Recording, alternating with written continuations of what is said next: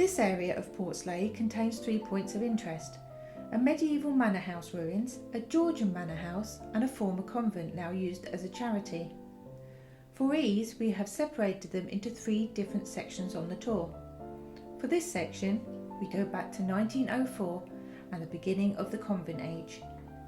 In 1904, the poor servants of the Mother of God, an order of religious sisters, moved into the 20-acre site, which included 3 cottages, the Georgian manor house and further land to the north and east of the buildings. Costing around £5 million in today's value, the religious order had a generous benefactor from Ireland. At first, the nuns and residents lived in the Georgian manor house. The residents were usually vulnerable young women who had either run away from home or had been sent by their families to live at the convent. By 1911, there were 58 people living at the convent. To create an income to maintain the convent and its residents, a laundry business was established. This large building to the north of the site is now used as a second-hand furniture shop by Emmaus. Farming and growing vegetables was also a good source of income. The sisters even had a herd of cows who would be milked to supply the convent.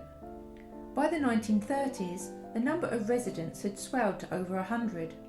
A new accommodation block, which still stands today, was built. These shared dormitories housed the young women at the convent, whilst the nuns lived in the main manor house.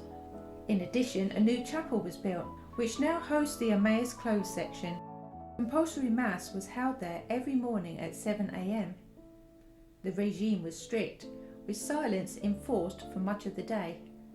The convent existed in isolation from the rest of Portslade, but by the 1970s, times and attitudes to society were changing at St Mary's Convent. Social services were now funding the sisters' work with women with learning difficulties, and a government-led approach to care was now in place. Men were now allowed to work on the site, employed as gardeners and building maintenance. The nuns were often seen walking around Portslade, and several taught at the local Catholic primary school. You can find out more about the history of Portslade Convent by clicking on the link at the end. The sisters left the site in 1996, but remnants of their time here remain. Look out for the grotto, where they place religious symbols and artefacts. And maybe have a cup of tea in the cafe. This is in the original room where the sisters and residents would have taken their meals. In 1997, the charity Emmaus took over the site. Emmaus supports people to work their way out of homelessness, provides purpose, as well as a stable home for as long as someone needs it. They remain here to this day and are active in welcoming the whole community to the area.